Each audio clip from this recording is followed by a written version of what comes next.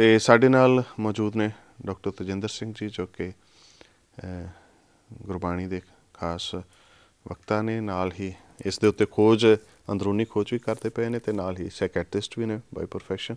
Doctor ਸਾਹਿਬ, ਤੁਹਾਡਾ ਸਵਾਗਤ ਹੈ ਸਾਡੇ ਇਸ ਪ੍ਰੋਗਰਾਮ ਵਿੱਚ। ਵਾਹਿਗੁਰੂ ਜੀ ਕਾ ਖਾਲਸਾ, ਵਾਹਿਗੁਰੂ ਜੀ ਕੀ ਫਤਿਹ। माटी को पुतरा कैसे नचत है, देखे देखे सुने बोले दौड़ियो फिरत है। सो इस इंसान की उस फितरत के उत्ते गुरबाणी ने सानू एक रोशनी पाई है।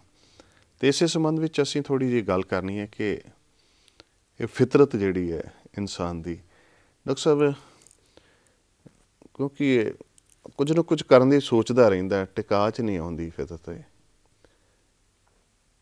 ते फिर परेशान भी रहिंदा। की कारण है, की गल है? इस प्रॉब्लम नूं समझण लई मन नूं समझना पऊगा, और मन नूं समझण दे लई सानू अज दी जो साडी संसार दी दशा आ, जो साडी वर्ल्ड की इस वेले स्टेट है, उन्होंने अंडरस्टैंड करना पऊगा।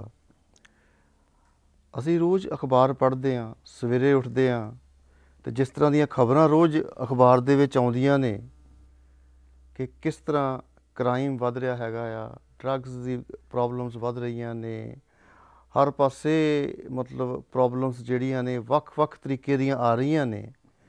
कितों ना कितों तो उन्हों का ओरिजिन हो रहा है, कितों ना कितों तो उन्हों की शुरुआत हो रही है। तो मैं समझदा हाँ कि इहदे लई सब तो पहला आपां मन की स्टडी ही शुरू करिए, मन तो ही शुरू करिए कि मन की फितरत की आ, मन की नेचर की आ, क्यों इस तरह हुंदा आ, क्यों दुनिया दे विच इन्नियां प्रॉब्लम्स आउंदियां ने, क्यों इन्नियां लड़ाइयां लड़ियां जांदियां ने, क्यों इन्ने राइट्स हुंदे ने। मतलब घर घर विच, नेशन नेशन विच, धर्म धर्म विच, थां थां ते प्रॉब्लम्स खड़ियां होईयां ने। ते उहदा बीज जिहड़ा हैगा आ हर चीज़ दा, वो मन हैगा आ। सो जो असी मन की फितरत विच जाइए तो सब तो पहली चीज़ जिहड़ी मेरे मन विच आउंदी आ, वो ये आ कि मन हर वेले हर टाइम एक स्टेट ऑफ परसिस्टेंट डिसकंफर्ट, एक हल्की जां ज़्यादा डिग्री जिहड़ी हैगी आ डिसकंफर्ट दी, परेशानी दी जिहड़ी है, ਉਹਦੇ ਵਿੱਚ हर वेले वो बनया ही रहिंदा हैगा आ, चाहे वो किसी का भी मन होवे। ये एक यूनीवर्सल प्रॉब्लम हैगी आ। ये मतलब किसी एक इंसान दे विच नहीं हुंदी, सारियां दे विच हुंदी हैगी आ। और ये क्यों हैगी आ, मतलब की कारण है इहदा, क्योंकि मन जिहड़ा आ ना, इहदी उपज समझनी पेगी कि ये जिहड़ी साडी आइडेंटिटी आ, इंडिविजुअलिटी आ, जिहड़ा साडा मन हैगा आ, कि ये एक रियल चीज़ आ, कि ये एक सच्चाई आ, कि ये एक सदा रहन वाली चीज़ हैगी आ।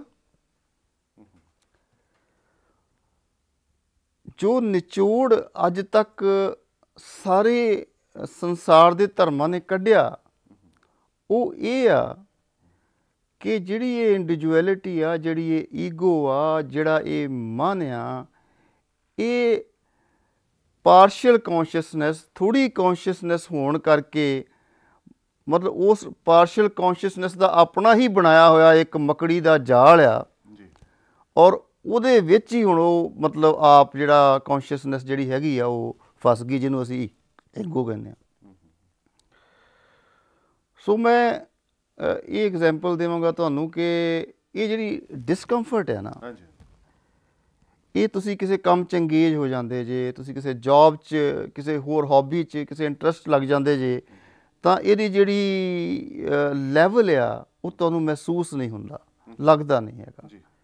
जदों तुसी इकल्ले हुंदे जे, लोनली हुंदे जे, उदों ये डिसकंफर्ट जिहड़ी आ थोड़ी ज़्यादा महसूस हुंदी हैगी आ।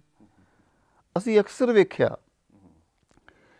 कि जेल दे विच भी जे किसी नूं सब तो सख्त सज़ा देनी होवे तो उन्होंने सॉलिटरी कन्फाइनमेंट दे दिंदे ने। ਕਹਿਣ ਦਾ ਭਾਵ ਕਿ ਉਹਨੂੰ ਇੱਕ ਸੈੱਲ ਦੇ ਵਿੱਚ ਇਕੱਲੇ ਨੂੰ ਬੰਦ ਕਰ ਦਿੰਦੇ ਨੇ, ਔਰ ਇਕੱਲੇ ਰਹਿਣਾ ਆਪਣੇ ਆਪ ਦੇ ਵਿੱਚ ਇੱਕ ਬੜੀ ਵੱਡੀ ਸਜ਼ਾ ਹੈ। ਔਰ ਇਸ ਕਰਕੇ ਹੈ ਕਿ ਜਿਹੜੀ ਮਨ ਦੀ ਪਰਸਨਲ ਡਿਸਕੰਫਰਟ ਜਿਹੜੀ ਹੈਗੀ ਆ ਉਹ ਉੱਭਰ ਕੇ ਉੱਤੇ ਆ ਜਾਂਦੀ ਹੈਗੀ ਆ। ਬੜੀਆਂ ਹੋਰ ਇੱਦਾਂ ਦੀਆਂ ਐਗਜ਼ੈਂਪਲਸ ਨੇ। ਇੱਕ ਸਾਡੇ ਸਾਈਕੋਲੋਜੀ ਦੇ ਵਿੱਚ ਕਹਿੰਦੇ ਨੇ ਐਮਟੀ ਨੈਸਟ ਸਿੰਡਰੋਮ, ਕਿ ਜਦੋਂ ਕਪਲ ਵੱਡਾ ਹੋ ਜਾਂਦਾ ਆ, ਮੀਆਂ ਬੀਵੀ ਵੱਡੇ ਹੋ ਜਾਂਦੇ ਆ, ਬੱਚੇ ਵੱਡੇ ਹੋ ਜਾਂਦੇ ਆ, ਉਹ ਘਰ ਛੱਡ ਕੇ ਚਲੇ ਜਾਂਦੇ ਆ, ਅਤੇ ਉਹ ਜਿਹੜਾ ਐਲਡਰ ਕਪਲ ਆ ਉਹ ਇਕੱਲਾ ਹੀ ਘਰ ਰਹਿ ਜਾਂਦਾ ਹੈਗਾ ਆ। ਅਤੇ ਉਹ ਜਿਹੜੀ ਸਟੇਟ ਆ ਉਹਦੇ ਵਿੱਚ ਫਿਰ ਉਹ ਜਿਹੜੀ ਪਰਸਨਲ ਡਿਸਕੰਫਰਟ ਜਿਹੜੀ ਹੈਗੀ ਆ ਨਾ, ਉਹ ਐਜ਼ ਐਮਟੀਨੈਸ ਜਿਹੜੀ ਹੈਗੀ ਆ ਉਹ ਜ਼ਿਆਦਾ ਮਹਿਸੂਸ ਹੁੰਦੀ ਹੈਗੀ ਆ। ਇਸ ਕਰਕੇ ਉਹਨੂੰ ਐਮਟੀਨੈਸ ਸਿੰਡਰੋਮ ਕਿਹਾ ਗਿਆ ਹੈ। ਮਤਲਬ ਜਿੱਥੇ ਵੀ ਬੰਦੇ ਨੂੰ ਇਕੱਲਤਾ ਮਿਲੇਗੀ, ਲੋਨਲੀਨੈਸ ਮਿਲੇਗੀ, ਉੱਥੇ ਪਰਸਨਲ ਡਿਸਕੰਫਰਟ ਜਿਹੜੀ ਹੈਗੀ ਆ ਇਹ ਵੱਧਦੀ ਜਾਏਗੀ। ਬੰਦਾ ਰਿਟਾਇਰ ਹੋ ਜਾਂਦਾ ਜੌਬ ਤੋਂ, ਰਿਟਾਇਰਮੈਂਟ ਤੱਕ ਬਿਲਕੁਲ ਠੀਕ, ਕੋਈ ਪ੍ਰੋਬਲਮ ਨਹੀਂ, ਹੁਣ ਘਰ ਬੈਠਾ, ਕੋਈ ਕੰਮ ਨਹੀਂ, ਤਾਂ ਉਹ ਸਟੇਟ ਜਿਹੜੀ ਆ ਉਹਦੇ ਵਿੱਚ ਫਿਰ ਉਹਨੂੰ the person is not at ease, unease ਦੇ ਵਿੱਚ ਆ, ਡਿਸਕੰਫਰਟ ਦੇ ਵਿੱਚ ਹੈਗਾ ਆ ਬੰਦਾ। ਕੋਈ ਕਾਰਨ ਨਹੀਂ ਹੈਗਾ ਇਹਦਾ, ਕੋਈ ਇਕਨੋਮਿਕ ਕਾਰਨ ਨਹੀਂ ਹੈਗਾ ਇਹਦਾ, ਕੋਈ ਹੋਰ ਕਾਰਨ ਨਹੀਂ ਹੈਗਾ। ਇਹ ਇੱਕ ਯੂਨੀਵਰਸਲ ਪ੍ਰੋਬਲਮ ਹੈਗੀ ਆ ਜਿਹੜੀ ਸਾਰਿਆਂ ਦੇ ਵਿੱਚ ਮਤਲਬ ਜਿਹੜੀ ਹੈਗੀ ਆ ਉਹ ਪਾਈ ਜਾਂਦੀ ਹੈਗੀ ਆ। ਸੋ ਮਤਲਬ ਇਹ ਜਿਹੜੀ ਲੋਨਲੀਨੈਸ ਹੈਗੀ ਆ ਇਹ ਕਿਸੇ ਨਾ ਕਿਸੇ ਤਰੀਕੇ ਦੇ ਨਾਲ ਤੁਹਾਡੀ ਡਿਸਕੰਫਰਟ ਨੂੰ ਜ਼ਿਆਦਾ ਇੰਟੈਂਸੀਫਾਈ ਕਰ ਦਿੰਦੀ ਹੈਗੀ ਆ।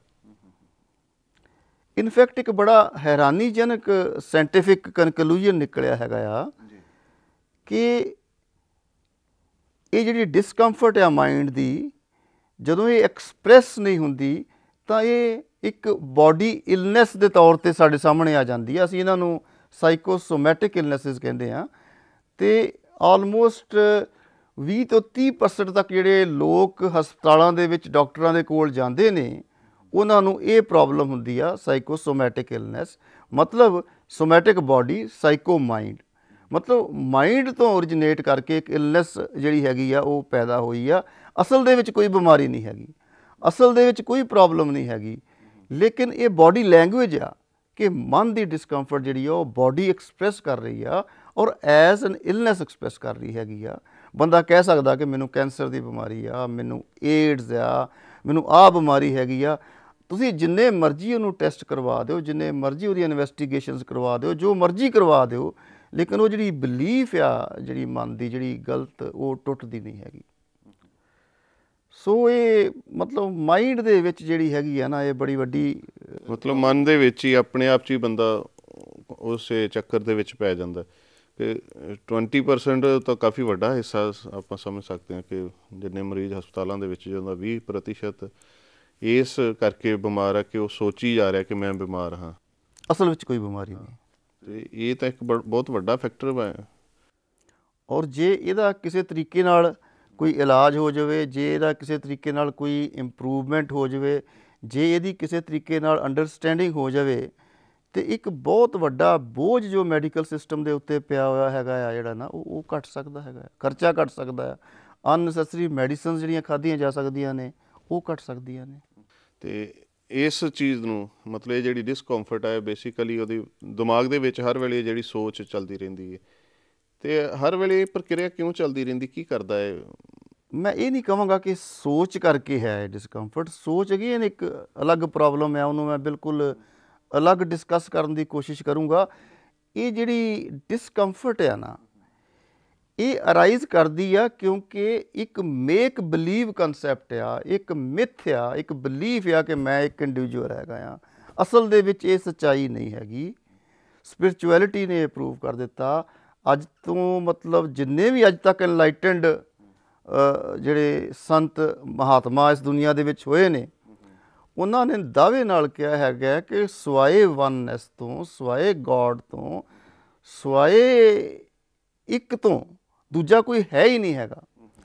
ਸੋ ਜਿਹੜੀ ਚੀਜ਼ ਹੀ ਝੂਠੀ ਆ, ਜਿਹਦੀਆਂ ਰੂਟਸ ਹੀ ਸਿਰਫ ਇੱਕ ਬਿਲੀਫ 'ਚੋਂ ਅਤੇ ਇੱਕ ਮਨ ਦੀ ਦਸ਼ਾ 'ਚੋਂ, ਮਨ ਦੀ ਇੱਕ ਘਟੀ ਹੋਈ ਕੌਨਸ਼ੀਅਸ ਲੈਵਲ 'ਚੋਂ ਨਿਕਲੀ ਹੋਈ ਹੈਗੀ ਆ, ਉਹ ਨੈਚੁਰਲੀ ਜਿਹੜੀ ਹੈਗੀ ਆ ਉਹ ਸਟੇਟ ਆਫ ਡਿਸਕੰਫਰਟ ਜਿਹੜੀ ਹੈਗੀ ਆ ਉਹਨੂੰ ਪੈਦਾ ਕਰੇਗੀ। ਜੀ, ਤੇ ਇਸ ਡਿਸਕੰਫਰਟ ਨੂੰ ਜੇ ਦੇਖਿਆ ਜਾਏ ਤਾਂ ਹੱਲ ਕਰਨ ਵਾਸਤੇ ਮਨੁੱਖ ਲੋਨਲੀਨੈਸ 'ਚੋਂ ਬਾਹਰ ਆਉਣ ਵਾਸਤੇ ਸਾਰਾ ਕੁਝ ਕਰ ਰਿਹਾ, ਜਿਹੜੀ ਆਪਾਂ ਅੱਜ ਕੱਲ੍ਹ ਦੀ ਬਾਹਰ ਦੀ ਦੌੜ ਭੱਜ ਦੇਖ ਰਹੇ ਹਾਂ, ਜਾਂ ਹਰ ਚੀਜ਼ ਨੂੰ ਧਿਆਨ ਡਾਇਵਰਟ ਕਰਨਾ ਆਪਣੇ ਉਹਨਾਂ ਮੁੱਦਿਆਂ ਤੋਂ, ਇਹ ਵੀ ਇੱਕ ਇਹਦੇ ਵਿੱਚ ਚੀਜ਼ ਵੇਖਣ ਨੂੰ ਮਿਲਦੀ ਹੈ। ਤੁਸੀਂ ਵੇਖੋ ਇੰਡੀਆ ਵਿੱਚ ਵੀ ਹੈ ਵੀਕਐਂਡ ਸੈਚਰਡੇ ਸੰਡੇ, ਮਤਲਬ ਫਰਾਈਡੇ ਸ਼ਾਮ ਤੋਂ ਲੋਕ ਜਿਹੜੇ ਨੇ ਐਂਟਰਟੇਨਮੈਂਟ ਦਾ ਸਾਧਨ ਲੱਭਣਾ ਸ਼ੁਰੂ ਕਰ ਦਿੰਦੇ ਨੇ। ਲੋਕ ਜਿਹੜੇ ਨੇ ਕੋਈ ਬਾਹਰ ਵਿਜ਼ਿਟ ਕਰਨ ਚੱਲ ਜਾਂਦਾ, ਕੋਈ ਮੂਵੀ ਦੇਖਣ ਚੱਲ ਜਾਂਦਾ, ਕੋਈ ਘੁੰਮਣ ਚੱਲ ਜਾਂਦਾ, ਕੋਈ ਬੋਟਿੰਗ ਕਰਨ ਚੱਲ ਜਾਂਦਾ। ਮਤਲਬ ਬੰਦਾ, ਹਰ ਇੱਕ ਬੰਦਾ ਟਰਾਈ ਕਰਦਾ ਆ, ਕੋਸ਼ਿਸ਼ ਕਰਦਾ ਆ ਕਿ ਮੈਂ ਇਸ ਡਿਸਕੰਫਰਟ 'ਚੋਂ ਨਿਕਲਾਂ। ਅਨਕੌਂਸ਼ੀਅਸਲੀ ਉਹਨੂੰ ਨਹੀਂ ਪਤਾ ਕਿ ਮੈਂ ਇਹ ਕਰ ਰਿਹਾ, ਉਹਨੂੰ ਇੰਨਾ ਜ਼ਰੂਰ ਪਤਾ ਆ ਕਿ ਮੈਂ ਆਪਣੇ ਆਪ ਨੂੰ ਖੁਸ਼ ਕਰਨਾ ਚਾਹੁੰਦਾ, ਮੈਂ ਆਪਣੇ ਆਪ ਨੂੰ ਐਂਟਰਟੇਨ ਕਰਨਾ ਚਾਹੁੰਦਾ ਹੈਗਾ ਆ। ਇਹਦੇ ਨਾਲ ਮੂਵੀਜ਼ ਬਣੀਆਂ, ਸੌਂਗਸ ਬਣੇ, ਡਰਾਮਾ, ਮਤਲਬ ਬਹੁਤ ਕੁਝ ਦੁਨੀਆ ਦਾ ਇਸ ਚੀਜ਼ 'ਤੇ ਹੋਇਆ ਕਿ ਇਨਸਾਨ ਦਾ ਧਿਆਨ ਜਿਹੜਾ ਹੈਗਾ ਕਿਸੇ ਤਰੀਕੇ ਨਾਲ ਇਸ ਡਿਸਕੰਫਰਟ ਤੋਂ ਆਪਾਂ ਡਾਇਵਰਟ ਕਰ ਚੱਕੀਏ। ਮਤਲਬ ਇੱਥੋਂ ਤੱਕ ਕਿ ਇਹਦੇ ਕਈ ਨੈਗੇਟਿਵ ਇਫੈਕਟਸ ਵੀ ਨੇ। ਹੁਣ ਇਹਦਾ ਤਾਂ ਕੋਈ ਪ੍ਰੋਬਲਮ ਨਹੀਂ, ਕੋਈ ਵੀਕਐਂਡ ਮਨਾ ਰਿਹਾ ਹੈਗਾ, ਗੁੱਡ ਇਨਫ, ਪਰ ਇਹਦੇ ਕੁਝ ਨੈਗੇਟਿਵ ਇਫੈਕਟਸ ਵੀ ਨੇ। ਵੀ ਕਈ ਵਾਰੀ ਆਪਾਂ ਇਸ ਡਿਸਕੰਫਰਟ ਨੂੰ ਨੈਗੇਟਿਵ ਤਰੀਕਿਆਂ ਨਾਲ ਰਿਮੂਵ ਕਰਨ ਦੀ ਕੋਸ਼ਿਸ਼ ਕਰਦੇ ਹੈਗੇ ਆ। ਜਿਵੇਂ ਕਿ ਇਨਸਾਨ ਡਰੱਗਸ ਲੈਣੀਆਂ ਸ਼ੁਰੂ ਕਰ ਦਿੰਦਾ ਹੈਗਾ ਆ, ਅਲਕੋਹਲ ਯੂਜ਼ ਸ਼ੁਰੂ ਕਰ ਦਿੰਦਾ ਹੈਗਾ ਆ, ਨੀਂਦ ਨਹੀਂ ਆਉਂਦੀ ਉਹਦੇ ਲਈ ਡਰੱਗਸ, ਐਂਗਜ਼ਾਇਟੀ ਉਹਦੇ ਲਈ ਡਰੱਗਸ, ਡਿਸਕੰਫਰਟ ਉਹਦੇ ਲਈ ਡਰੱਗਸ, ਹੈਪੀਨੈਸ ਲੈਣ ਲਈ ਉਹਦੇ ਲਈ ਡਰੱਗਸ। ਮਤਲਬ ਤੁਸੀਂ ਇੱਕ ਪ੍ਰੋਬਲਮ ਨੂੰ ਜਿਹੜੀ ਹੈਗੀ ਆ ਉਹਦਾ ਰੂਟ ਕਾਜ਼ ਲੱਭਣ ਦੀ ਜਗ੍ਹਾ 'ਤੇ ਆਪਾਂ ਉਹਨੂੰ ਸੁਪਰਫਿਸ਼ੀਅਲ ਅਤੇ ਸਰਫੇਸ ਟਰੀਟਮੈਂਟ ਦੇਣੀ ਚਾਹੁੰਦੇ ਹਾਂ ਕਿ ਕਿਸੇ ਨਾ ਕਿਸੇ ਤਰੀਕੇ ਦੇ ਨਾਲ ਸਾਨੂੰ ਇਹਦੇ ਤੋਂ ਜਿਹੜੀ ਹੈਗੀ ਆ ਲਿਬਰੇਸ਼ਨ ਮਿਲ ਜਾਵੇ, ਇਸ ਡਿਸਕੰਫਰਟ ਤੋਂ ਸਾਨੂੰ ਲਿਬਰੇਸ਼ਨ ਮਿਲ ਜਾਵੇ। ਹਾਂ, ਮਤਲਬ ਬਾਹਰੀ ਤਰੀਕੇ ਨਾਲ ਉਹਨੂੰ ਹੱਲ ਕਰਨ ਦੀ ਕੋਸ਼ਿਸ਼ ਕਰਦੇ ਹਾਂ। ਗੱਲ ਅੰਦਰ ਦੀ ਹੈ, ਗੱਲ ਅੰਦਰ ਦੀ ਆ। ਔਰ ਇਨਫੈਕਟ ਇੱਕ ਦੌੜ ਆ ਦੁਨੀਆ ਦੇ ਵਿੱਚ। ਬੰਦਾ ਇਹ ਸਮਝਦਾ ਆ ਕਿ ਜੇ ਮੈਂ ਪੌੜੀ ਦੀ ਇਸ ਸਟੇਟ 'ਤੇ ਪਹੁੰਚ ਜਾਵਾਂਗਾ ਤਾਂ ਫਿਰ ਇਹ ਡਿਸਕੰਫਰਟ ਨਹੀਂ ਰਹੇਗੀ, ਠੀਕ ਹੈ ਨਾ। ਉੱਥੇ ਪਹੁੰਚਦਾ ਆ ਤਾਂ ਮੈਂ ਥੋੜ੍ਹਾ ਜਿਹਾ ਹੋਰ ਉੱਚਾ ਜਾਵਾਂ ਤਾਂ ਮੈਨੂੰ ਇਹ ਡਿਸਕੰਫਰਟ ਨਹੀਂ ਰਹੇਗੀ। ਬੰਦਾ ਭੱਜਦਾ ਆ, ਕੰਪੀਟ ਕਰਦਾ ਆ, ਮਿਹਨਤ ਕਰਦਾ ਆ, ਸਭ ਕੁਛ ਕਰਦਾ ਆ, ਇੱਥੋਂ ਤੱਕ ਕਿ ਕੁਛ ਲੋਕ ਜਿਹੜੇ ਨੇ ਅਲਟੀਮੇਟਲੀ ਸਕਸੈਸਫੁਲ ਹੋ ਕੇ ਆਪਣੇ ਆਪਣੇ ਫੀਲਡ ਦੇ ਵਿੱਚ ਟੌਪ ਮੋਸਟ ਪੋਜੀਸ਼ਨਸ 'ਤੇ ਪਹੁੰਚ ਜਾਂਦੇ ਨੇ। Celebrities, top most actors, prime ministers, presidents, kings, rulers, sportsman ਤਗੜੇ ਤਗੜੇ।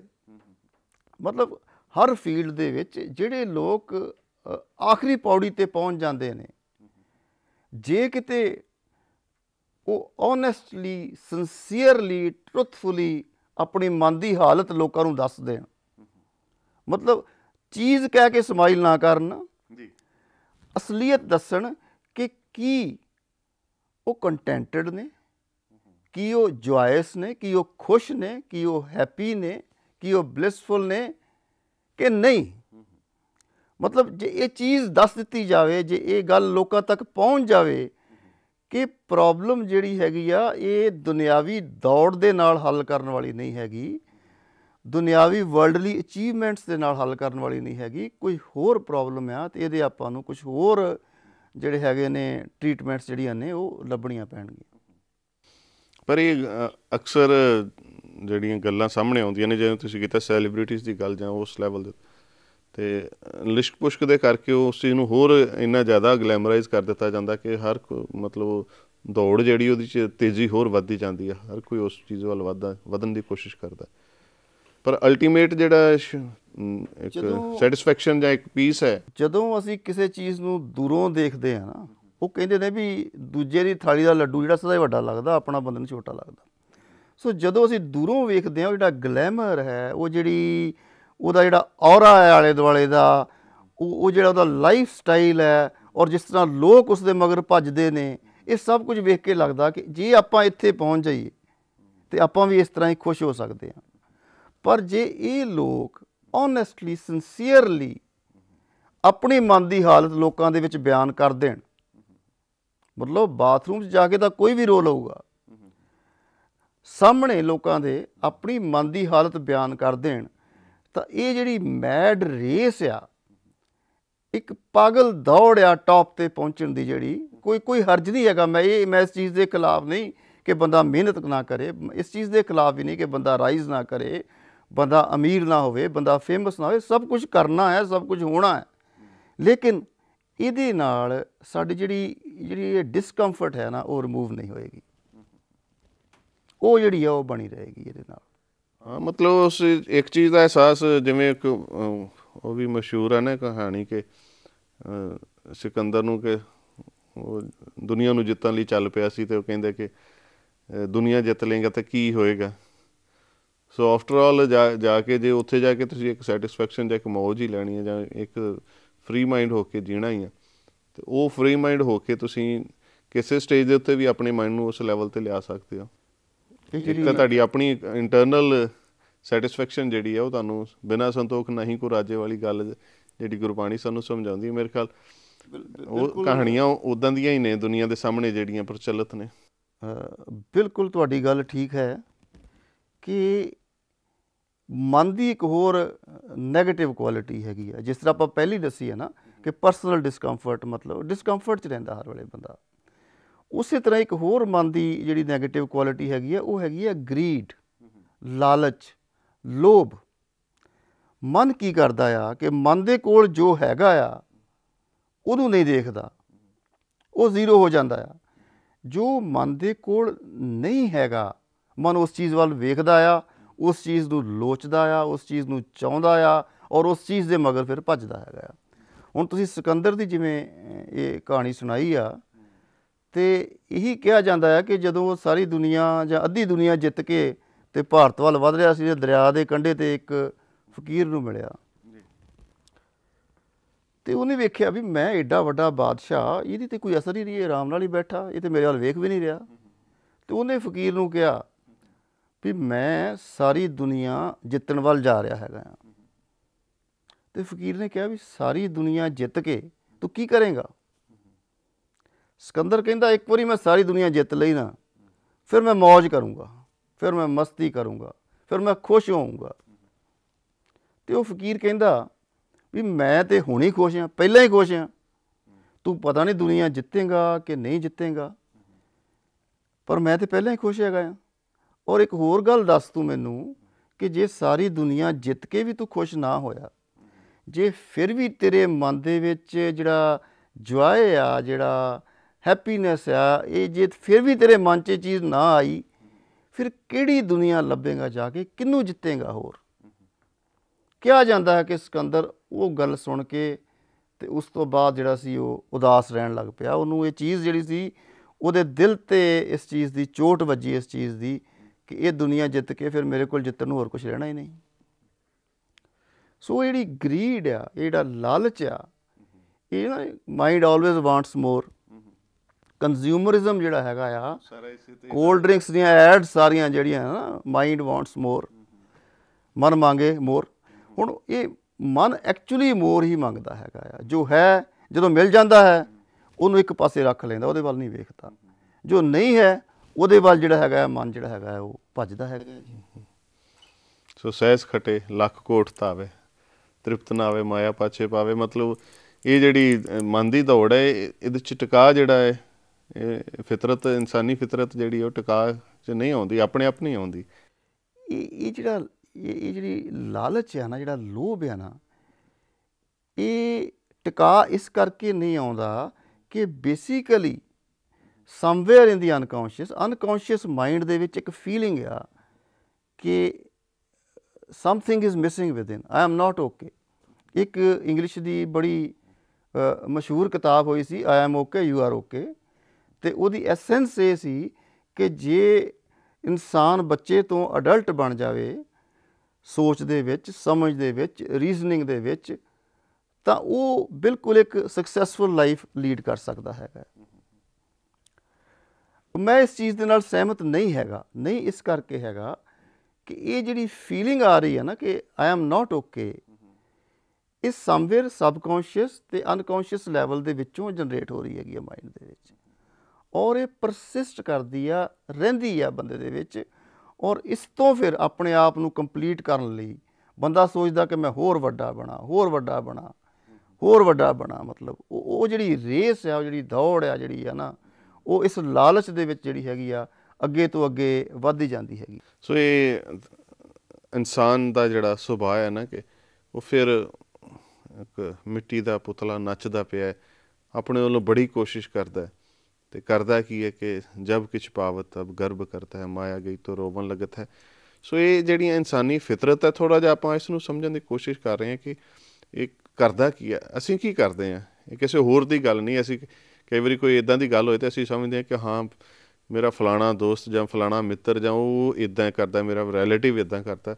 ਪਰ ਜੇ ਆਪਾਂ ਸੋਚੀਏ ਨਾ ਕਿ ਮੈਂ ਖੁਦ ਇੱਦਾਂ ਕਰਦਾ, ਮੇਰਾ ਸੁਭਾਅ ਵੀ ਇੱਦਾਂ ਦਾ, ਕਿਉਂ ਨਾ ਮੈਂ ਕੁਛ ਸਿੱਖ ਲਵਾਂ। ਗੁਰੂ ਕੀ ਮੱਤ ਜਿਹੜੀ ਸਾਨੂੰ ਬਾਰ-ਬਾਰ ਜਿਹੜਾ ਸਾਨੂੰ ਸਤਿਗੁਰੂ ਸਮਝਾਉਂਦੇ ਨੇ, ਆਪਾਂ ਉਹਦਾ ਕੋਈ ਲਾਭ ਲੈ ਲਈਏ। ਅਤੇ ਜੇ ਅਸੀਂ ਇਹ ਲਾਭ ਲਈਏ ਤਾਂ ਅਸੀਂ ਅੱਜ ਇਨਸਾਨ ਦੀ ਇੱਕ ਫਿਤਰਤ ਨੂੰ ਸਮਝਣ ਦੀ ਕੋਸ਼ਿਸ਼ ਕਰ ਰਹੇ ਹਾਂ। ਗੁਰਬਾਣੀ ਸਾਨੂੰ ਸਮਝਾਉਂਦੀ ਹੈ ਕਿ ਇਹ ਜਿਹੜਾ ਮਨੁੱਖ ਹੈ ਨਾ, ਉਸ ਮਿੱਟੀ ਦਾ ਪੁਤਲਾ ਹੈ ਅਤੇ ਇਹ ਨੱਚਦਾ ਫਿਰਦਾ, ਆਪਣੇ ਵੱਲੋਂ ਬੜੀਆਂ ਭੱਜਾਂ ਸਭਨੀ ਛਾਲਾਂ ਮਾਰੀਆਂ ਕਰਤਾ ਕਰੇ ਸੋਏ। ਸੋ ਇਹ ਕਈ ਤਰ੍ਹਾਂ ਦੀਆਂ ਕੋਸ਼ਿਸ਼ਾਂ ਕਰਦਾ ਰਹਿੰਦਾ। ਅਤੇ ਕੀ ਕੋਸ਼ਿਸ਼ਾਂ ਕਰਦਾ, ਥੋੜ੍ਹਾ ਜਿਹਾ ਅਸੀਂ ਉਹਨੂੰ ਬਰੀਕੀ ਦੇ ਨਾਲ ਅਤੇ ਥੋੜ੍ਹਾ ਜਿਹਾ ਮੈਡੀਕਲ ਲਾਈਨ ਤੋਂ ਵੀ, ਕਿਉਂਕਿ ਸਾਡੇ ਨਾਲ ਜਿਹੜੇ ਮਹਿਮਾਨ ਮੌਜੂਦ ਨੇ ਉਹ ਸਾਈਕੈਟਰਿਸਟ ਵੀ ਨੇ, ਅਤੇ ਜਿੱਥੇ ਗੁਰਬਾਣੀ ਦਾ ਗਿਆਨ ਰੱਖਦੇ ਨੇ ਉਸ ਨੂੰ ਸਮਝਣ ਦੀ ਬੜੀ ਬਖੂਬੀ ਲਗਾਤਾਰਤਾ ਦੇ ਨਾਲ ਕੋਸ਼ਿਸ਼ ਕਰ ਰਹੇ ਨੇ, ਉਹਦੀ ਗਹਿਰਾਈ 'ਚ ਜਾਣ ਦੀ, ਅਤੇ ਅਸੀਂ ਉਸ ਚੀਜ਼ ਦਾ ਵੀ ਲਾਭ ਲੈ ਰਹੇ ਹਾਂ। ਸੋ ਡਾਕਟਰ ਸਾਹਿਬ, ਜਿਹੜੀ ਆਪਾਂ ਗੱਲ ਕਰ ਰਹੇ ਸੀ, ਅਤੇ ਕਿ ਇਹ ਜਿਹੜਾ ਗਰੀਡ ਵਾਲਾ ਚੈਪਟਰ ਹੈ, ਇਹ ਆਪਣੇ ਆਪ ਦੇ ਵਿੱਚ ਇਨਸਾਨ ਨੂੰ ਟਿਕਣ ਨਹੀਂ ਦਿੰਦਾ। ਮਤਲਬ ਉਹਦੀ ਖਾਹਿਸ਼ ਜਿਹੜੀ ਹੈ ਨਾ, ਆਪਣੇ ਦੇਸ਼ ਦੇ ਵਿੱਚ ਪਿੱਛੇ ਜੇ ਬੜੀ ਵੱਡੀ ਮੂਵਮੈਂਟ ਚੱਲੀ ਸੀ, ਐਂਟੀ ਕਰਪਸ਼ਨ ਮੂਵਮੈਂਟ। ਮਤਲਬ ਇਹ ਆਪਾਂ ਜਦੋਂ ਸੁਪਰਫਿਸ਼ਲੀ ਵੇਖਦੇ ਹਾਂ ਕਿ ਕਰਪਸ਼ਨ ਆ, ਸਜ਼ਾ ਦਿਓ, ਕਰਪਸ਼ਨ ਬੰਦ। ਰੂਟ ਕਾਜ਼ ਜਿਹੜਾ ਉਹਦਾ ਹੈਗਾ ਆ, ਉਹ ਮਨ ਦੇ ਵਿੱਚ ਆ। ਬੀਜ ਉਹਦਾ ਜਿਹੜਾ ਹੈਗਾ ਆ, ਉਹ ਮਨ ਦੇ ਵਿੱਚ ਹੈਗਾ ਆ। ਉਹ ਗਰੀਡ ਆ, ਉਹ ਲੋਭ ਆ, ਉਹ ਲਾਲਚ ਆ। ਅਤੇ ਕਿਸੇ ਨਾ ਕਿਸੇ ਤਰੀਕੇ ਨਾਲ ਸਾਨੂੰ ਇੰਡੀਵਿਜੂਅਲਸ 'ਤੇ ਫੋਕਸ ਕਰਨਾ ਪੈਣਾ ਹੈਗਾ ਆ, ਤਾਂ ਉਹ ਜਿਹੜਾ ਅਗਲਾ ਨੈਕਸਟ ਸਟੈਪ ਜਿਹੜਾ ਹੈਗਾ ਆ ਕਿ ਆਪਾਂ ਕਰਪਸ਼ਨ ਰਿਮੂਵ ਕਰਨੀ ਜਿਹੜੀ ਹੈਗੀ ਆ। ਜੇ ਗਰੀਡ ਘਟੂਗੀ ਤਾਂ ਕਰਪਸ਼ਨ ਖੁਦ ਬ ਖੁਦ ਹੀ ਘਟ ਜਾਊਗੀ। ਲਾਲਚ ਤਾਂ ਇੱਥੋਂ ਤੱਕ ਹੈਗਾ ਆ, ਤੁਸੀਂ ਵੇਖੋ ਕਿ ਪੇਰੈਂਟਸ ਜਿਹੜੇ ਨੇ, ਮਤਲਬ ਉਹ ਕਹਿੰਦੇ ਨੇ ਵੀ ਜਿੱਦਾਂ ਮਾਂ ਜਿਹੜੀ ਆ ਬੱਚੇ ਦੇ ਲਈ ਪਰਮਾਤਮਾ ਦਾ ਰੂਪ ਹੁੰਦੀ ਹੈਗੀ ਆ, ਜਾਂ ਮਾਤਾ ਪਿਤਾ ਤੋਂ ਵੱਡੀ ਕੋਈ ਚੀਜ਼ ਨਹੀਂ ਮੰਨੀ ਗਈ ਹੈਗੀ। ਲੇਕਿਨ ਅੱਜ ਅਸੀਂ ਵੇਖਦੇ ਹੈਗੇ ਹਾਂ ਕਿ ਜਿਹੜੀ ਫੀਮੇਲ ਅਤੇ ਮੇਲ ਦੀ ਅਨੁਪਾਤ ਜਿਹੜੀ ਹੈਗੀ ਆ ਚੇਂਜ ਹੋ ਰਹੀ ਆ। 1000 ਮੇਲ ਪਿੱਛੇ 980 ਫੀਮੇਲਸ ਪੰਜਾਬ ਦੇ ਵਿੱਚ, ਹੋਰ ਸਟੇਟਸ ਦੇ ਵਿੱਚ ਵੀ ਇਸ ਤਰ੍ਹਾਂ ਆ, ਹਰਿਆਣੇ ਦੇ ਵਿੱਚ ਵੀ ਇਸ ਤਰ੍ਹਾਂ ਆ। ਸੋ ਮਤਲਬ ਬੰਦਾ ਜਿਹੜਾ ਹੈਗਾ ਆ, ਮਤਲਬ ਹੀ goes to the extent of becoming a criminal. Greed ਆ, ਲਾਲਚ ਆ ਕਿ ਮੁੰਡਾ ਘਰ ਦੇ ਵਿੱਚ ਹੋਏਗਾ ਤਾਂ ਫਿਰ ਉਹਦਾ ਤਾਂ ਫਾਇਦਾ ਹੈਗਾ ਆ, ਕੁੜੀ ਘਰ ਦੇ ਵਿੱਚ ਹੁੰਦੀ ਹੈਗੀ ਆ ਤਾਂ ਉਹਨੇ ਤਾਂ ਆਪਣੇ ਘਰ ਚੱਲ ਜਾਣਾ ਹੈਗਾ, ਸਾਨੂੰ ਉੱਤੇ ਖਰਚਾ ਕਰਨਾ ਪੈਣਾ ਹੈਗਾ ਆ। ਸੋ ਇਹ ਲੋਭ ਜਿਹੜਾ ਆ, ਇਹ ਲਾਲਚ ਜਿਹੜਾ ਹੈਗਾ ਆ, ਬੰਦੇ ਨੂੰ ਕ੍ਰਾਈਮ ਤੱਕ ਲੈ ਜਾਂਦਾ ਹੈਗਾ। ਔਰ ਇਹ ਸੀਮਤ ਨਹੀਂ ਹੈ ਦੁਨੀਆ ਦੇ ਵਿੱਚ ਹੀ, ਇਹ ਲਾਲਚ ਜਿਹੜਾ ਹੈਗਾ। ਡਾਕਟਰ ਸਾਹਿਬ, ਇਹਦੇ ਵਿੱਚੋਂ ਲਾਲਚ ਵਾਲੀ ਜਿਹੜੀ ਤੁਸੀਂ ਗੱਲ ਕਹਿ ਰਹੇ ਹੋ ਨਾ, ਕਿ ਇੱਕ ਦਿਮਾਗ ਦੀ ਜਾਂ ਇਨਸਾਨ ਦੀ ਫਿਤਰਤ ਦੇ ਵਿੱਚ ਦੇਖੋ ਕੀ ਗੱਲ ਆ ਗਈ ਕਿ ਇੱਥੇ ਹਿੰਦੁਸਤਾਨ ਦੇ ਵਿੱਚ ਤਾਂ ਚਲੋ ਆਪਾਂ ਕਈ ਵਾਰੀ ਇਸ ਚੀਜ਼ ਨੂੰ ਸਮਝ ਲੈਂਦੇ ਕਿ ਕੋਈ ਪੈਸੇ ਦੀ ਕਮੀ ਆ, ਉਹਦੇ ਕਰਕੇ ਇਨਸਾਨ ਇੱਦਾਂ ਕਰਦਾ ਹੈ, ਜਾਂ ਫਾਈਨੈਂਸ਼ੀਅਲੀ ਕਮਜ਼ੋਰ ਸੀਗਾ ਉਹ ਇਹ ਕਰੇਗਾ। ਅਤੇ ਹਾਲ ਹੀ ਵਿੱਚ ਜਿਹੜੀਆਂ ਖਬਰਾਂ ਅਸੀਂ ਪੜ੍ਹ ਰਹੇ ਹਾਂ ਕਿ ਬਾਹਰਲੇ ਦੇਸ਼ਾਂ ਦੇ ਵਿੱਚ ਜਾ ਕੇ ਵੀ ਜਿਹੜੇ ਸਾਡੇ ਇੱਥੋਂ ਦੇ ਰਹਿਣ ਵਾਲੇ ਲੋਕ ਨੇ, ਉੱਥੇ ਜਾ ਕੇ ਵੀ ਸੈਕਿੰਡ ਗਰਲ ਬੇਬੀ ਦਾ ਜੇਕਰ ਪਤਾ ਲੱਗ ਜਾਏ ਤਾਂ ਉਹਨੂੰ ਮਾਰਨ ਦੀ ਕੋਈ ਘੱਟ ਕੋਸ਼ਿਸ਼ ਨਹੀਂ ਕਰਦੇ ਪਏ। ਇੱਕ ਬੜਾ ਵੱਡਾ ਹਾਲ ਦੇ ਵਿੱਚ ਸਾਡੇ ਸਾਹਮਣੇ ਜਿਹੜੀ ਖਬਰਾਂ ਆਈਆਂ, ਬੜੀ ਹੀ ਮਤਲਬ ਹੈਰਾਨੀਜਨਕ ਗੱਲ ਹੈ। ਕੱਲ੍ਹ ਪਰਸੋਂ ਦੀ ਖਬਰ ਆ, ਬਹੁਤ ਹੀ ਨਿਰਾਸ਼ਾਜਨਕ ਖਬਰ ਆ ਕਿ ਕਿਸ ਤਰ੍ਹਾਂ ਇੱਕ ਲੇਡੀ ਨੂੰ ਮਤਲਬ ਉਹਨੂੰ ਭੁੱਖਿਆਂ ਰੱਖਿਆ ਗਿਆ, ਉਹਨੂੰ ਮਜਬੂਰ ਕੀਤਾ ਗਿਆ ਕਿ ਤੂੰ ਜਿਹੜਾ ਫੀਮੇਲ ਫੀਟਸ ਹੈਗਾ ਇਹਨੂੰ ਅਬੋਰਟ ਕਰ ਦੇ, ਇਹਦੀ ਅਬੋਰਸ਼ਨ ਕਰ ਦੇ। ਮਤਲਬ ਹਰ ਜ਼ੁਲਮ ਉਹਦੇ 'ਤੇ ਵਰਤਿਆ ਗਿਆ ਇਸ ਚੀਜ਼ ਦੇ ਲਈ। ਸੋ ਲੋਭ ਜਿਹੜਾ ਹੈਗਾ ਆ, ਲਾਲਚ ਜਿਹੜਾ ਹੈਗਾ, ਇਹਦੀ ਫਿਤਰਤ ਮਤਲਬ ਫਰਕ ਨਹੀਂ ਨਾ ਪੈਂਦਾ ਕਿ ਆਪਾਂ ਇੰਡੀਆ 'ਚ ਬੈਠੇ ਹਾਂ ਕਿ ਅਸੀਂ ਅਮਰੀਕਾ ਦੇ ਵਿੱਚ ਬੈਠੇ ਹਾਂ ਕਿ ਅਸੀਂ UK 'ਚ ਬੈਠੇ ਹੈਗੇ ਹਾਂ। ਅਸੀਂ ਆਪਣੀ ਸਾਈਕੋਲੋਜੀ, ਅਸੀਂ ਆਪਣਾ ਸੈਲਫ, ਅਸੀਂ ਆਪਣਾ ਲੋਭ, ਅਸੀਂ ਆਪਣਾ ਲਾਲਚ, ਅਸੀਂ ਆਪਣਾ ਮਨ ਨਾਲ ਹੀ ਲੈ ਜਾਂਦੇ ਹਾਂ ਉੱਥੇ ਵੀ। ਔਰ ਲੋਭ ਇਹ ਨਹੀਂ ਹੈਗਾ ਇੱਥੋਂ ਤੱਕ ਹੀ ਸੀਮਤ ਨਹੀਂ ਹੈਗਾ, ਈਵਨ ਧਾਰਮਿਕ ਦੁਨੀਆ ਦੇ ਵਿੱਚ ਵੀ ਬੰਦੇ ਨੇ ਇਹ ਮਨ ਦੇ ਵਿੱਚ ਆਉਂਦਾ ਵੀ ਜੇ ਮੈਂ ਪਾਠ ਕਰੂੰਗਾ ਤਾਂ ਇਹਦਾ ਮੈਨੂੰ ਕੀ ਲਾਭ ਹੋਊਗਾ, ਮੈਂ ਗੁਰਦੁਆਰੇ ਜਾਂਦਾ ਇਹਦਾ ਮੈਨੂੰ ਕੀ ਫਾਇਦਾ ਹੋਊਗਾ, ਮੈਂ ਨਾਮ ਜਪਦਾ ਇਹਦਾ ਮੈਨੂੰ ਕੀ ਫਾਇਦਾ ਹੋਊਗਾ, ਮੈਨੂੰ ਰਿੱਧੀਆਂ ਸਿੱਧੀਆਂ ਪ੍ਰਾਪਤ ਹੋਣਗੀਆਂ ਉਹਦਾ ਕੀ ਫਾਇਦਾ ਹੋਊਗਾ। ਮਤਲਬ ਹਰ ਚੀਜ਼ ਦੇ ਵਿੱਚ ਮੈਨੂੰ ਕੀ ਫਾਇਦਾ ਹੋਊਗਾ। ਈਗੋ ਨੂੰ, ਮਾਈਂਡ ਨੂੰ, ਸੈਲਫ ਨੂੰ ਪ੍ਰੀਡੋਮੀਨੈਂਟ ਸਭ ਤੋਂ ਉੱਚਾ ਅਸੀਂ ਰੱਖਿਆ ਹੋਇਆ ਹੈਗਾ ਕਿ ਜੇ ਰੱਬ ਵੀ ਮਿਲ ਜੂਗਾ ਤਾਂ ਫਿਰ ਕੀ, ਉਹਦਾ ਕੀ ਫਾਇਦਾ ਹੋਊਗਾ। ਮਤਲਬ ਫਾਇਦਾ ਕੀ ਹੋਣਾ ਆ, ਫਾਇਦਾ ਕੀ ਹੋਣਾ ਆ ਕਿ ਤੁਹਾਨੂੰ ਆਪਣੀ ਨੇਚਰ ਦਾ, ਆਪਣੀ ਅਸਲੀਅਤ ਦਾ, ਆਪਣੀ ਰਿਐਲਿਟੀ ਦਾ, ਆਪਣੇ ਆਪ ਦੀ ਸਮਝ ਆਊਗੀ। ਅਸੀਂ ਇੰਨੇ ਓਵਰਵੈਲਮਡ ਹੋ ਗਏ ਹਾਂ ਆਊਟਸਾਈਡ ਵਰਲਡ ਤੋਂ, ਇੰਨੇ ਜ਼ਿਆਦਾ ਮਤਲਬ ਅਸੀਂ ਅਫੈਕਟ ਹੋ ਗਏ ਹਾਂ ਇਸ ਦੁਨੀਆ ਤੋਂ ਜਿਹੜੀ ਛੋਟੀ ਜਿਹੀ ਆ, ਕਿ ਐਡੀ ਵੱਡੀ ਜਿਹੜੀ ਤਾਕਤ ਹੈ ਪਰਮਾਤਮਾ, ਅਸੀਂ ਉਹਨੂੰ ਵੀ ਇਗਨੋਰ ਕਰ ਦਿੰਦੇ ਹੈਗੇ ਹਾਂ ਵੀ ਉਹਦੇ ਨਾਲ ਸਾਨੂੰ ਇਸ ਦੁਨੀਆ 'ਚ ਕੀ ਫਾਇਦਾ ਹੋਊਗਾ। ਇਹ ਲੱਭਣਾ ਚਾਹੀਦਾ। ਗੱਲ ਸਹੀ ਹੈ ਕਿ ਇਨਸਾਨ ਹਰ ਚੀਜ਼ ਨੂੰ ਨਾ ਆਪਣੇ ਉਸੇ ਐਂਗਲ ਤੋਂ ਦੇਖਣ ਦੀ ਕੋਸ਼ਿਸ਼ ਕਰਦਾ ਕਿ ਫਾਇਦਾ ਕੀ ਹੋਏਗਾ, ਫਾਇਦਾ ਕੀ ਹੋਏਗਾ। ਇਹ ਤਾਂ ਗੱਲ ਹੈ ਕਿ ਬਿਨਾਂ ਕੁਝ ਕੀਤਿਆਂ ਫਾਇਦਾ ਭਾਲਣ ਵਾਲੀ ਗੱਲ, ਜਾਂ ਉਸ ਸਾਹਮਣੇ ਸਰੋਵਰ ਹੈ ਅਤੇ ਉਹਦੇ 'ਚ ਟੁੱਬੀ ਲਾਈ ਨਹੀਂ, ਬਾਹਰ ਹੀ ਖਲੋਤਾ ਗਿਣਤੀਆਂ ਮਿਣਤੀਆਂ ਕਰੀ ਜਾਏ ਕਿ ਕੀ ਫਾਇਦਾ ਹੋਊਗਾ ਜੇ ਮੈਂ ਉਹਦੇ 'ਚ ਟੁੱਬੀ ਲਾਵਾਂਗਾ, ਕੀ ਹੋਊਗਾ, ਮੈਂ ਕੇਸੀ ਸਣੇ ਕੇਸੀ ਲਾਵਾਂਗਾ ਫਿਰ ਕੀ ਹੋਏਗਾ। ਪਰ ਜਦ ਉਹਦੇ ਵਿੱਚ ਜਾਂਦਾ ਹੈ ਤਾਂ ਅਸਲੀ ਤਾਂ ਗੱਲ ਫੇਰ ਹੀ ਬਣਦੀ ਹੈ, ਕਿਉਂਕਿ ਜਿਹੜਾ ਇਨਰ ਸੈਲਫ ਦੀ ਜਿਹੜੀ ਗੱਲ ਹੈ, ਜਾਂ ਅੰਦਰ ਦੀ ਗੱਲ ਹੈ, ਜਾਂ ਅਧਿਆਤਮ ਦੀ ਗੱਲ ਹੈ, ਜਾਂ ਧਰਮ ਦੀ ਗੱਲ ਹੈ, ਤਾਂ ਉਹਦੇ 'ਚ ਐਂਟਰੀ ਕੀਤਾ ਹੀ ਪਤਾ ਲੱਗਦਾ ਕਿ ਫਾਇਦਾ ਕੀ, ਕਿਉਂਕਿ ਉਹ ਫਿਰ ਆਪਣਾ ਇੱਕ ਉਹਦਾ ਆਨੰਦ, ਉਹਦਾ ਰਸ ਜਿਹੜਾ ਆਉਣਾ ਸ਼ੁਰੂ ਹੋ ਜਾਂਦਾ। ਇਹ ਜਿਹੜੀ ਐਕਸਪੈਕਟੇਸ਼ਨ ਹੈ ਨਾ ਫਾਇਦੇ ਦੀ, ਕਿ ਮੈਨੂੰ ਆਹ ਮਿਲਣਾ ਚਾਹੀਦਾ, ਇਸ ਤਰ੍ਹਾਂ ਹੋਣਾ ਚਾਹੀਦਾ, ਇਸ ਤਰ੍ਹਾਂ ਹੋਣਾ ਚਾਹੀਦਾ ਹੈਗਾ ਆ। ਆਪਾਂ ਚਾਹੁੰਦੇ ਹਾਂ ਕਿ ਮਤਲਬ ਮੈਂ ਦੁਨੀਆ ਦਾ, ਵਰਲਡ ਦਾ, ਯੂਨੀਵਰਸ ਦਾ ਸੈਂਟਰ ਆ। ਮਤਲਬ ਇੰਨੀ ਈਗੋ ਅਤੇ ਇੰਨੀ ਐਰੋਗੈਂਸ ਬਚਪਨ 'ਚ ਹੁੰਦੀ ਹੈ, ਬੱਚੇ ਨੂੰ ਹੁੰਦੀ, ਬੱਚੇ ਦੀ ਹਰ ਡਿਮਾਂਡ ਮੰਨੀ ਜਾਂਦੀ ਹੈਗੀ ਆ। ਮਤਲਬ ਜਦੋਂ ਤੁਸੀਂ ਅਡਲਟ ਬਣਦੇ ਜੇ ਤਾਂ ਇਹ ਸਮਝਣਾ ਚਾਹੀਦਾ ਹੈਗਾ ਆ ਕਿ ਤੁਹਾਡੀ ਹਰ ਇੱਛਾ ਪੂਰੀ ਨਹੀਂ ਹੋ ਸਕਦੀ। ਜਿਸ ਤਰ੍ਹਾਂ ਤੁਸੀਂ ਚਾਹੁੰਦੇ ਜੇ ਉਸ ਤਰ੍ਹਾਂ ਦੁਨੀਆ ਨਹੀਂ ਚੱਲ ਸਕਦੀ। ਜਿਸ ਤਰ੍ਹਾਂ ਤੁਸੀਂ ਚਾਹੁੰਦੇ ਜੇ ਤੁਹਾਡਾ ਪਰਿਵਾਰ ਵੀ ਉਸ ਤਰ੍ਹਾਂ ਨਹੀਂ ਚੱਲ ਸਕਦਾ, ਤੁਹਾਡੇ ਬੱਚੇ ਵੀ ਉਸ ਤਰ੍ਹਾਂ ਨਹੀਂ ਚੱਲ ਸਕਦੇ। ਪਰ ਇੱਕ ਐਕਸਪੈਕਟੇਸ਼ਨ ਹਰ ਬੰਦਾ ਜਾਂ ਹਰ ਜਨਾਨੀ ਰੱਖ ਕੇ ਬੈਠੀ ਆ ਕਿ ਇਸ ਤਰ੍ਹਾਂ ਹੋਣਾ ਚਾਹੀਦਾ ਹੈਗਾ, ਮੇਰਾ ਬੱਚਾ ਇਸ ਤਰ੍ਹਾਂ ਦਾ ਹੋਣਾ ਚਾਹੀਦਾ ਹੈਗਾ, ਮੇਰੀ ਲੜਕੀ ਇਸ ਤਰ੍ਹਾਂ ਦੀ ਹੋਣੀ ਚਾਹੀਦੀ ਹੈਗੀ ਆ, ਮੇਰਾ ਹਸਬੈਂਡ ਇਸ ਤਰ੍ਹਾਂ ਦਾ ਹੋਣਾ ਚਾਹੀਦਾ ਹੈਗਾ, ਜਾਂ ਮੇਰੀ ਵਾਈਫ ਇਸ ਤਰ੍ਹਾਂ ਦੀ ਹੋਣੀ ਚਾਹੀਦੀ ਹੈਗੀ ਆ। ਸੋ ਇਹ ਮਤਲਬ ਇਹ ਚੀਜ਼ਾਂ ਜਦੋਂ ਮਿਲਦੀਆਂ ਨਹੀਂ ਹੈਗੀਆਂ, ਜਦੋਂ ਇਹ ਕੁਛ ਹੁੰਦਾ ਨਹੀਂ ਹੈਗਾ, ਤਾਂ ਮਨ ਦੇ ਵਿੱਚ ਜਿਹੜਾ ਹੈਗਾ ਨਾ ਗੁੱਸਾ ਪੈਦਾ ਹੁੰਦਾ, ਐਂਗਰ ਪੈਦਾ ਹੁੰਦਾ। ਤੀਜੀ ਨੈਗੇਟਿਵ ਕੁਆਲਿਟੀ ਮੈਂ ਕਹੂੰਗਾ ਕਿ ਪਰਸਨਲ ਡਿਸਕੰਫਰਟ ਅਤੇ ਗਰੀਡ, ਲਾਲਚ, ਅਤੇ ਉਸ ਤੋਂ ਬਾਅਦ ਗੁੱਸਾ। ਮਤਲਬ ਇਹੋ ਜਿਹੀਆਂ ਚੀਜ਼ਾਂ ਨੇ ਜਿਹੜੀਆਂ ਮਨ ਨੂੰ ਇੰਨਾ ਤੰਗ ਕਰਦੀਆਂ ਨੇ, ਇੰਨਾ ਪਰੇਸ਼ਾਨ ਕਰਦੀਆਂ ਨੇ, ਜਿਹਦਾ ਕੋਈ ਹਿਸਾਬ ਹੀ ਨਹੀਂ। ਹੁਣ ਗੁੱਸੇ ਤੋਂ ਮਤਲਬ ਗੁੱਸੇ ਤੋਂ ਕ੍ਰਾਈਮ ਪੈਦਾ ਹੁੰਦਾ, ਬੰਦਾ ਗੁੱਸੇ 'ਚ ਆ ਕੇ ਕੁਛ ਵੀ ਕਰ ਸਕਦਾ ਹੈਗਾ। ਐਂਗਰ ਜਿਹੜਾ ਹੈਗਾ ਆ ਇਹ ਇੰਨਾ ਜ਼ਿਆਦਾ ਮਨ ਦੇ ਵਿੱਚ ਭਰਿਆ ਹੋਇਆ ਹੈਗਾ ਆ, ਔਰ ਵਕਤ ਦੇ ਨਾਲ, ਟਾਈਮ ਦੇ ਨਾਲ, ਉਮਰ ਦੇ ਨਾਲ ਅਸੀਂ ਵੇਖਦੇ ਹਾਂ ਕਿ ਘਟਣ ਦੀ ਥਾਂ 'ਤੇ ਹੋਰ ਵੱਧਦਾ ਜਾਂਦਾ ਹੈਗਾ ਗੁੱਸਾ। ਡਾਕਟਰ ਸਾਹਿਬ ਇੱਥੇ ਉਸ ਲਾਈਨ ਤੋਂ ਥੋੜ੍ਹਾ ਜਿਹਾ ਹਟ ਕੇ ਸਵਾਲ ਹੈ, ਕਿਉਂਕਿ ਤੁਹਾਡੀ ਮੌਜੂਦਗੀ ਦਾ ਇੱਕ ਹੋਰ ਲਾਭ ਮੈਂ ਲੈਣਾ ਚਾਹਾਂਗਾ ਕਿ ਜਦ ਗੁੱਸਾ ਆਉਂਦਾ ਹੈ ਤਾਂ ਹੁੰਦਾ ਕੀ ਹੈ ਬੰਦੇ ਦੇ ਅੰਦਰ, ਕੀ ਚੇਂਜਸ ਆਉਂਦੀਆਂ ਨੇ ਕਿ ਉਹ ਕੁਛ ਵੀ ਕਰ ਜਾਂਦਾ, ਜਾਂ ਉਹਦੀਆਂ, ਕਿਉਂਕਿ ਤੁਸੀਂ ਸਾਈਕੈਟਰਿਸਟ ਹੋ, ਉਸ ਨਜ਼ਰੀਏ ਤੋਂ ਸਾਨੂੰ ਥੋੜ੍ਹਾ ਜਿਹਾ ਦੱਸੋ ਵੀ ਹੁੰਦਾ ਕੀ ਹੈ ਜਦ ਗੁੱਸਾ ਆ ਜਾਂਦਾ। ਸਭ ਤੋਂ ਪਹਿਲਾਂ ਤਾਂ ਜਦੋਂ ਗੁੱਸਾ ਆ ਜਾਂਦਾ ਨਾ, ਤਾਂ ਜਿਹੜੀ ਮਨ ਦੀ ਗੁੱਸੇ ਦੀ ਹਾਲਤ ਆ, ਉਹ ਬੋਡੀ ਆਪਣੀ ਬੋਡੀ ਲੈਂਗੁਏਜ ਦੇ ਵਿੱਚ ਰਿਫਲੈਕਟ ਕਰਦੀ ਹੈਗੀ ਆ, ਔਰ ਆਪਣੀਆਂ ਚੇਂਜਸ ਆਉਂਦੀਆਂ ਨੇ ਕੈਮੀਕਲ ਸਬਸਟੈਂਸਿਸ ਦੇ ਵਿੱਚ, ਕੈਮੀਕਲ ਟਰਾਂਸਮਿਟਰਸ ਦੇ ਵਿੱਚ। ਇੱਕ ਐਮਰਜੈਂਸੀ ਦੀ ਸਿਚੁਏਸ਼ਨ ਬੋਡੀ ਦੇ ਵਿੱਚ ਬਣ ਜਾਂਦੀ ਹੈਗੀ ਆ ਕਿ ਪਤਾ ਨਹੀਂ ਕੀ ਮਤਲਬ ਹੋਣ ਵਾਲਾ ਹੈਗਾ ਆ। ਔਰ ਬੰਦੇ ਦਾ ਕੰਟਰੋਲ ਤਾਂ ਪਹਿਲਾਂ ਵੀ ਮਨ 'ਤੇ ਨਹੀਂ ਹੈਗਾ, ਔਰ ਗੁੱਸੇ ਦੇ ਵਿੱਚ ਟੋਟਲੀ ਖ਼ਤਮ ਹੋ ਜਾਂਦਾ ਹੈਗਾ।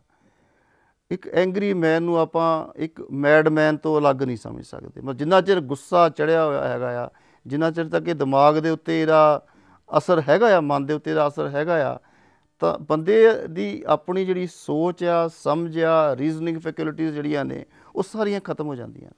ਮਤਲਬ ਉਹਦੀ ਸੋਚ ਦੇ ਉੱਤੇ ਜਿਹੜੇ ਇਹ ਕੈਮੀਕਲ ਚੇਂਜਸ ਇੱਦਾਂ ਦੀ ਆ ਜਾਂਦੀਆਂ ਕਿ ਉਹ ਜਿਹੜਾ ਬ੍ਰੇਨ ਨੇ ਕੰਮ ਕਰਨਾ ਸੀ, ਜਾਂ ਦਲੀਲ ਸੁਣਨੀ, ਜਾਂ ਦਲੀਲ ਕਰਨੀ ਸੀ, ਜਾਂ ਮੰਨਣੀ ਸੀ, ਉਹ ਸੈਂਟਰਸ ਹੀ ਸਾਰੇ ਜਿਹੜੇ ਹੈਗੇ ਆ ਨਾ, ਉਹ ਉਹਨਾਂ ਦੀ ਫੰਕਸ਼ਨਿੰਗ ਹੀ ਸਾਰੀ ਜਿਹੜੀ ਹੈਗੀ ਆ ਉਹ ਸੀਜ਼ ਹੋ ਜਾਂਦੀ ਆ, ਜਾਂ ਡਿਸਫੰਕਸ਼ਨਲ ਹੋ ਜਾਂਦੀ ਹੈਗੀ ਆ, ਠੀਕ ਤਰ੍ਹਾਂ ਨਾਲ ਨਹੀਂ ਚੱਲਦੀ। ਸੋ ਇਸ ਪੱਧਰ ਦੇ ਉੱਤੇ ਜਾ ਕੇ ਸਾਨੂੰ ਇਹ ਜਿਹੜਾ ਜਕੜ ਲੈਂਦਾ, ਸਮਝੋ ਕਿ ਸਾਡੀ ਮੱਤ ਬੁੱਧ ਨੂੰ, ਅਤੇ ਕ੍ਰੋਧ ਜਿਹੜਾ, ਫਿਰ ਕ੍ਰੋਧ ਉਹ ਜਿਹੜੇ ਆਪਾਂ ਗੱਲ ਇੱਕ ਦੂਸਰੇ ਨਜ਼ਰੀਏ ਤੋਂ ਕਰ ਰਹੇ, ਗੁਰਬਾਣੀ ਦੇ ਵਿੱਚ ਵੀ ਜਿਹੜੇ ਸਾਨੂੰ ਵਿਕਾਰਾਂ ਦੀ ਗੱਲ ਕੀਤੀ ਕਿ ਉਹਦੇ ਵਿੱਚ ਵੀ ਇਹ ਇੱਕ ਬੜਾ ਵੱਡਾ ਫੈਕਟਰ ਜਿਹੜਾ ਕ੍ਰੋਧ ਦੀ ਗੱਲ ਹੈ। ਕਾਮ, ਕ੍ਰੋਧ, ਲੋਭ, ਮੋਹ, ਹੰਕਾਰਾ ਵਾਲੀ ਗੱਲ ਹੈ। 5 ਵਿਕਾਰ ਨੇ, 5 ਸਾਨੂੰ ਜਿਹੜੀਆਂ ਇਹ ਚੀਜ਼ਾਂ ਪਰੇਸ਼ਾਨ ਕਰਦੀਆਂ ਨੇ। ਔਰ ਕ੍ਰੋਧ ਜਿਹੜਾ ਹੈਗਾ, ਇਹਦੀ ਹੋਰ ਵੀ ਜਿਹੜੀ ਵੱਡੀ ਪ੍ਰੋਬਲਮ ਹੈਗੀ ਆ, ਇਹ ਛੂਤ ਦੀ ਬਿਮਾਰੀ ਵਾਂਗੂ ਫੈਲਦਾ। ਕ੍ਰੋਧ, ਤੁਸੀਂ ਇੱਕ ਬੰਦੇ 'ਤੇ ਗੁੱਸਾ ਕਰੋਗੇ, ਉਹ ਤੁਹਾਡੇ 'ਤੇ ਗੁੱਸਾ ਕਰੂਗਾ, ਤੁਹਾਡੇ 'ਤੇ ਨਾ ਕਰੂਗਾ ਤਾਂ ਕਿਸੇ ਹੋਰ 'ਤੇ ਕੱਢ ਲਊਗਾ, ਤੁਹਾਡੇ ਤੋਂ ਕਮਜ਼ੋਰ ਬੰਦੇ 'ਤੇ। ਗੁੱਸਾ ਆਪਣੇ ਤੋਂ ਤਗੜੇ 'ਤੇ ਨਹੀਂ ਆਉਂਦਾ। ਆਮ ਤੌਰ 'ਤੇ ਆਪਾਂ ਗੁੱਸਾ ਜਿਹੜਾ ਹੈਗਾ ਨਾ, ਆਪਣੇ ਤੋਂ ਛੋਟੇ 'ਤੇ ਹੀ ਕੱਢਦੇ ਹੈਗੇ ਆ। ਸੋ ਦਫ਼ਤਰ 'ਚ ਜੇ ਬੌਸ ਨੇ ਕੁਛ ਕਹਿ ਦਿੱਤਾ, ਮਨ ਦੇ ਵਿੱਚ ਤੁਸੀਂ ਰੱਖ ਲਿਆ ਗੁੱਸਾ, ਘਰ ਆ ਕੇ ਤੁਸੀਂ ਆਪਣੀ ਵਾਈਫ 'ਤੇ ਜਾਂ ਆਪਣੇ ਬੱਚਿਆਂ 'ਤੇ ਜਾਂ ਆਪਣੇ ਸਰਵੈਂਟ 'ਤੇ ਜਾਂ ਆਪਣੇ ਪੈਟ ਡੌਗ 'ਤੇ ਕਿਸੇ ਨਾ ਕਿਸੇ ਤੁਸੀਂ ਉਹ ਗੁੱਸਾ ਜਿਹੜਾ ਹੈਗਾ ਨਾ, ਉਹ ਥਰੋ ਅਵੇ ਕਰ ਦੇਣਾ ਹੈਗਾ। ਸੋ ਇੱਕ ਗੁੱਸਾ ਜਿਹੜਾ, ਇੱਕ ਬੰਦੇ ਦਾ ਗੁੱਸਾ ਜਿਹੜਾ ਹੈਗਾ ਆ, ਉਹ ਫੈਲਦਾ ਜਾਂਦਾ, ਫੈਲਦਾ ਜਾਂਦਾ, ਫੈਲਦਾ ਜਾਂਦਾ। ਇੰਡੀਵਿਜੂਅਲ ਦਾ ਗੁੱਸਾ ਆ, ਗਰੁੱਪਸ ਦਾ ਗੁੱਸਾ ਆ, ਸੈਕਟਸ ਦਾ ਗੁੱਸਾ ਹੈਗਾ ਆ, ਈਵਨ ਨੇਸ਼ਨਸ ਦਾ ਗੁੱਸਾ ਹੋ ਜਾਂਦਾ। ਕਈ ਵਾਰ ਨੇਸ਼ਨਸ ਮਜਬੂਰ ਕਰ ਦਿੰਦੀਆਂ ਨੇ ਆਪਣੇ ਰੂਲਰਸ ਨੂੰ ਲੜਾਈ ਕਰਨ ਦੇ ਲਈ, ਉਹਨੂੰ ਮਾਰ ਦਿਓ, ਅਫਗਾਨਿਸਤਾਨ 'ਚ ਤਬਾਹੀ ਕਰ ਦਿਓ, ਇਰਾਕ ਦੇ ਵਿੱਚ ਇਸ ਤਰ੍ਹਾਂ ਕਰ ਦਿਓ, ਉਸ ਦੇਸ਼ 'ਚ ਇਸ ਤਰ੍ਹਾਂ ਕਰ ਦਿਓ। ਗੁੱਸਾ ਜਿਹੜਾ ਹੈਗਾ ਆ, ਇੱਕ ਸਾਰੀ ਨੇਸ਼ਨ ਨੂੰ ਫੜ ਕੇ, ਮਤਲਬ ਇੱਕ ਕਲੈਕਟਿਵ ਐਂਗਰ ਜਿਹੜਾ ਹੈਗਾ ਆ, ਉਹ ਸਪਰੈਡ ਕਰ ਜਾਂਦਾ ਹੈਗਾ।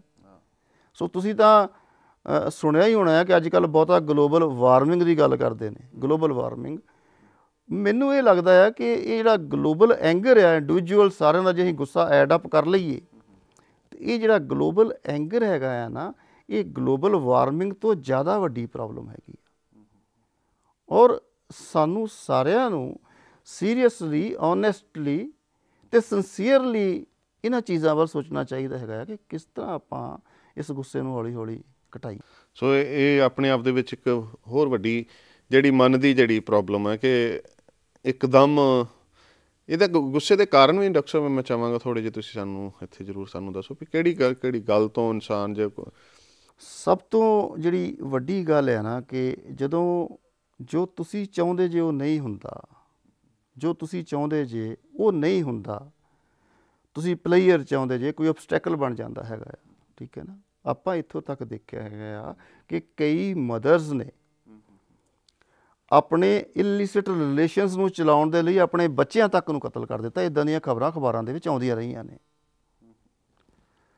ਸੋ ਮਤਲਬ ਕੋਈ ਵੀ ਚੀਜ਼ ਜਿਹੜੀ ਹੈਗੀ ਆ, ਜਿਹੜੀ ਤੁਹਾਡੀ ਫੁੱਲਫਿਲਮੈਂਟ ਨੂੰ, ਤੁਹਾਡੇ ਜੋਏ ਨੂੰ, ਤੁਹਾਡੀ ਖੁਸ਼ੀ ਨੂੰ ਜਾਂ ਤੁਹਾਡੀ ਐਕਸਪੈਕਟੇਸ਼ਨ ਨੂੰ ਰੋਕਦੀ ਆ, ਓਬਸਟੈਕਲ ਬਣਦੀ ਹੈਗੀ ਆ ਨਾ, ਉਹ ਮਨ ਦੇ ਵਿੱਚ ਗੁੱਸਾ ਪੈਦਾ ਕਰਦੀ। ਅਤੇ ਹੁਣ ਇੱਥੇ ਐਕਸਪੈਕਟੇਸ਼ਨ ਨੂੰ ਕਿਵੇਂ ਕੰਟਰੋਲ ਕਰਨਾ ਜਾਂ ਗੁੱਸੇ ਨੂੰ ਕਿਵੇਂ ਕੰਟਰੋਲ ਕਰਨਾ, ਮੇਰੇ ਖਿਆਲ ਇਸ 'ਤੇ ਕੰਟਰੋਲ ਦੇ ਉੱਤੇ ਆਉਣ ਤੋਂ ਪਹਿਲਾਂ ਆਪਾਂ ਜਿਹੜੀ ਹੋਰ ਮਨ ਦੀ ਜਿਹੜੀ ਵੀਕਨੈਸਿਸ ਆ, ਪਹਿਲਾਂ ਆਪਾਂ ਉਹਦੀ ਥੋੜ੍ਹੀ ਜਿਹੀ ਗੱਲ ਕਰ ਲਈਏ ਤਾਂ ਕਿ ਫਿਰ ਅਸੀਂ ਸਾਰਿਆਂ ਦਾ ਸਟੈਪ ਬਾਏ ਸਟੈਪ ਜਿਹੜਾ ਹੱਲ ਜਿਹੜਾ ਉਹਦੀ ਗੱਲ ਅੱਗੇ ਤੋਰਾਂਗੇ। ਇਸ ਤੋਂ ਬਾਅਦ ਜਿਹੜੀ ਵੱਡੀ ਗੱਲ ਮੇਰੇ ਮਨ ਦੇ ਵਿੱਚ ਆਉਂਦੀ ਆ, ਉਹ ਆ ਕਿ ਇੱਕ ਹੋਰ ਬਿਮਾਰੀ ਆ ਮਨ ਨੂੰ, ਕੰਪੈਰੀਜ਼ਨ ਦੀ। ਕੰਪੇਅਰ ਕਰਦਾ ਹੈਗਾ। ਸੋ ਤੁਸੀਂ ਘਰ ਬਣਾ ਲਿਆ, ਗੁਆਂਢੀ ਨੇ ਵੱਡਾ ਘਰ ਬਣਾ ਲਿਆ, ਤੁਹਾਡਾ ਘਰ ਛੋਟਾ ਆ, ਤੁਸੀਂ ਛੋਟੇ ਨਹੀਂ ਹੋ, ਲੇਕਿਨ ਮਨ ਦੇ ਵਿੱਚ ਫੀਲਿੰਗ ਕੰਪੈਰੀਜ਼ਨ 'ਚ ਆਉਂਦੀ ਆ ਕਿ ਮੈਂ ਛੋਟਾ ਰਹਿ ਗਿਆ ਹੈਗਾ। ਇੱਕ ਬੱਚਾ ਕਲਾਸ 'ਚ ਫਸਟ ਆਉਂਦਾ, ਦੂਜਾ ਬੱਚਾ ਥਰਡ ਆਉਂਦਾ ਆ, ਉਹਦੇ ਘਰ ਦੇ ਕਹਿੰਦੇ ਤੂੰ ਫਸਟ ਕਿਉਂ ਨਹੀਂ ਆਇਆ। ਕੰਪੈਰੀਜ਼ਨ, ਅਸੀਂ ਮਤਲਬ ਮਨ ਜਿਹੜਾ ਆ ਹਰ ਵਕਤ ਕੰਪੈਰੀਜ਼ਨ ਕਰੀ ਜਾਂਦਾ, ਕੰਪੈਰੀਜ਼ਨ ਕਰੀ ਜਾਂਦਾ ਹੈਗਾ। ਔਰ ਤੁਸੀਂ ਵੇਖੋਗੇ ਕਿ ਕਿਸੇ ਵੀ ਹਾਲਾਤ ਦੇ ਵਿੱਚ ਤੁਸੀਂ ਉਹ ਤੁਹਾਡੇ ਤੋਂ ਉੱਤੇ ਕੋਈ ਨਾ ਕੋਈ ਤਾਂ ਹੋਵੇਗਾ, ਕੋਈ ਨਾ ਕੋਈ ਵੱਡੀ ਲਾਈਨ ਤੁਹਾਨੂੰ ਦਿਸ ਪੈਣੀ ਆ। ਮਾਈਂਡ ਨੇ ਕੰਪੇਅਰ ਕਰ ਦੇਣਾ ਅਤੇ ਤੁਹਾਨੂੰ ਜਿਹੜੀ ਆ ਉਹ ਡਿਸਕੰਫਰਟ ਜਿਹੜੀ ਹੈਗੀ ਆ ਉਹ ਪੈਦਾ ਹੋ ਜਾਣੀ ਹੈਗੀ ਹੈ। ਸੋ ਇੱਦਾਂ ਦੀ ਇੱਕ ਹੋਰ ਨੈਗੇਟਿਵ ਕੁਆਲਿਟੀ ਜਿਹੜੀ ਮੈਂ ਮਾਈਂਡ ਦੀ ਸਮਝਦਾ ਆ, ਉਹ ਹੈਗੀ ਆ ਕਿ ਮਾਈਂਡ ਬੇਸਿਕਲੀ ਮਿਸਲੀਡ ਕਰਦਾ ਬੰਦੇ ਨੂੰ। ਆਪਾਂ ਇਸ ਚੀਜ਼ ਨੂੰ ਅੰਡਰਸਟੈਂਡ ਨਹੀਂ ਕਰਦੇ, ਅਸੀਂ ਇਸ ਚੀਜ਼ ਨੂੰ ਸਮਝਦੇ ਨਹੀਂ, ਲੇਕਿਨ ਮਾਈਂਡ ਜਿਹੜਾ ਹੈਗਾ ਆ ਇਹ ਸਾਨੂੰ ਕਈ ਡਾਈਮੈਂਸ਼ਨਸ ਦੇ ਵਿੱਚ ਮਿਸਲੀਡ ਕਰਦਾ ਹੈਗਾ। ਜਿੱਦਾਂ ਮੈਂ ਉਹ ਸਾਈਕੋਸੋਮੈਟਿਕ ਇਲਨੈਸਿਸ ਦੀ ਐਗਜ਼ਾਮਪਲ ਦਿੱਤੀ ਸੀਗੀ, ਕੋਈ ਬਿਮਾਰੀ ਨਹੀਂ ਹੈਗੀ, ਲੇਕਿਨ ਮਨ ਬਾਡੀ ਨੂੰ ਕਹਿੰਦਾ ਕਿ ਤੈਨੂੰ ਬਿਮਾਰੀ ਹੈਗੀ ਆ, ਔਰ ਮਨ ਦੀ ਚੱਲਦੀ ਆ।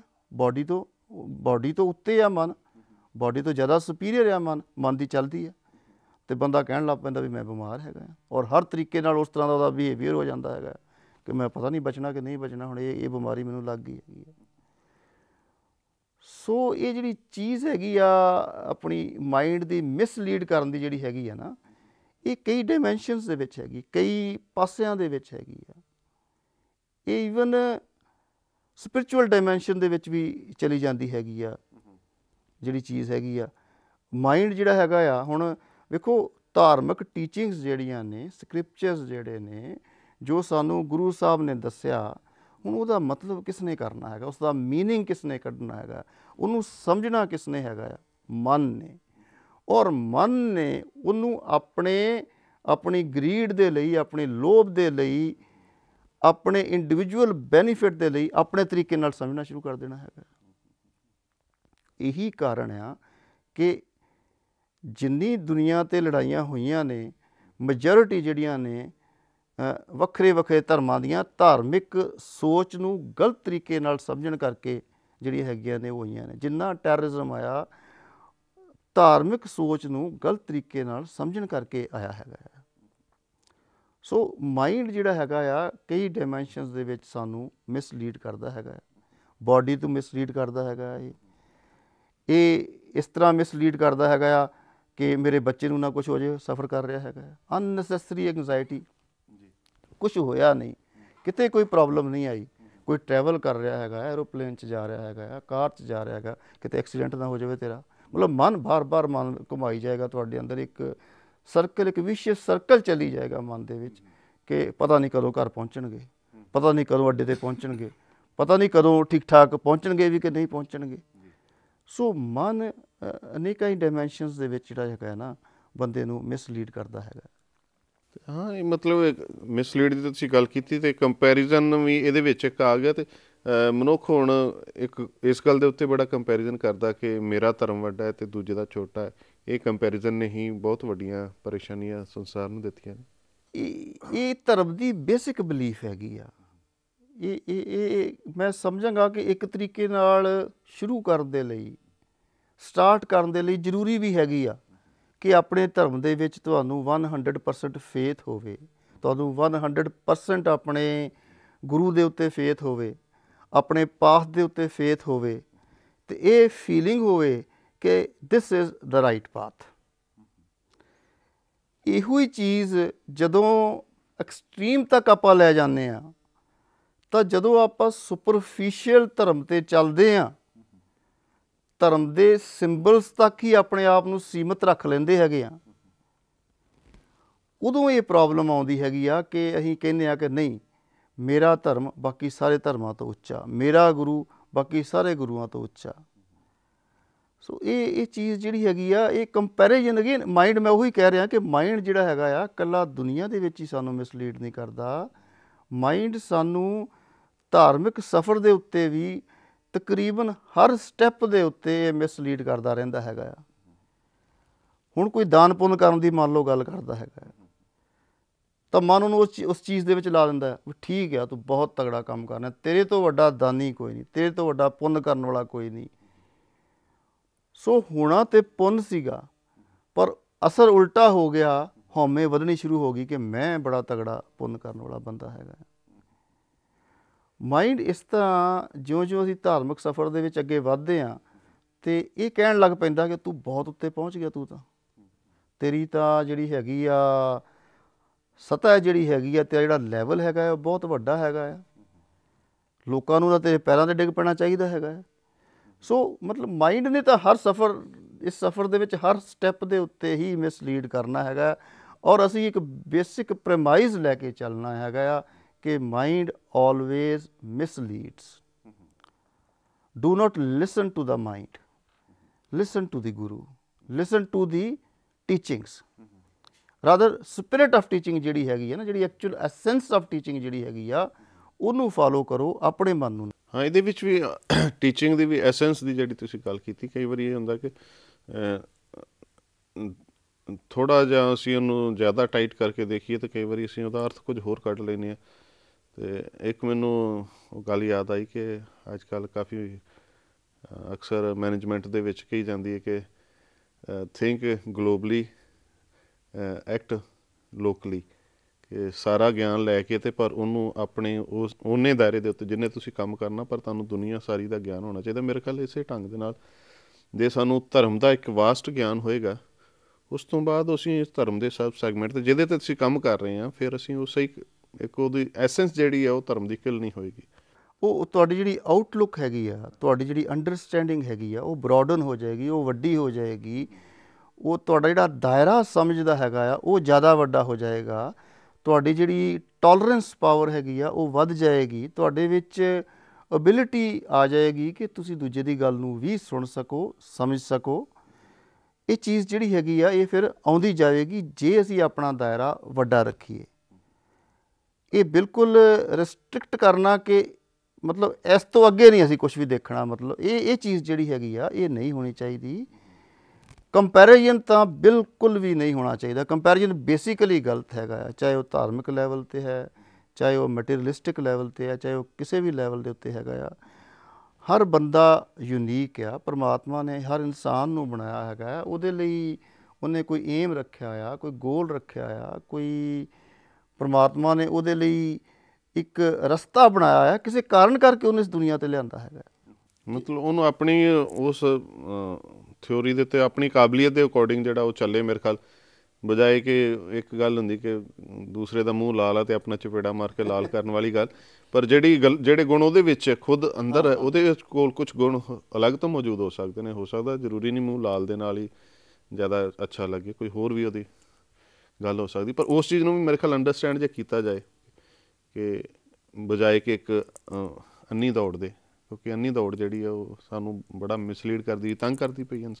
ਬਸ ਉਹ ਸਾਰੀ ਉਹੀ ਹੈ ਨਾ ਕਿ ਉਹ ਕੰਪੀਟੀਸ਼ਨ, ਉਹ ਕੰਪੈਰੀਜ਼ਨ ਜਿਹੜਾ ਹੈਗਾ ਆ ਉਹ ਉਸ ਅੰਨੀ ਦੌੜ ਨੂੰ ਮਤਲਬ ਅੱਗੇ ਤੋਂ ਅੱਗੇ ਵਧਾਈ ਜਾ ਰਿਹਾ ਹੈਗਾ ਆ। ਔਰ ਸੋਸ਼ਲ ਪ੍ਰੈਸ਼ਰ ਜਿਹੜਾ ਹੈਗਾ ਆ ਸਾਡੇ ਉੱਤੇ, ਉਹ ਉਸ ਚੀਜ਼ ਨੂੰ ਰੀਇਨਫੋਰਸ ਕਰ ਰਿਹਾ ਹੈਗਾ, ਉਹਨੂੰ ਐਨਰਜੀ ਦੇ ਰਿਹਾ ਹੈਗਾ ਸੋਸ਼ਲ ਪ੍ਰੈਸ਼ਰ ਉਸ ਚੀਜ਼ ਨੂੰ।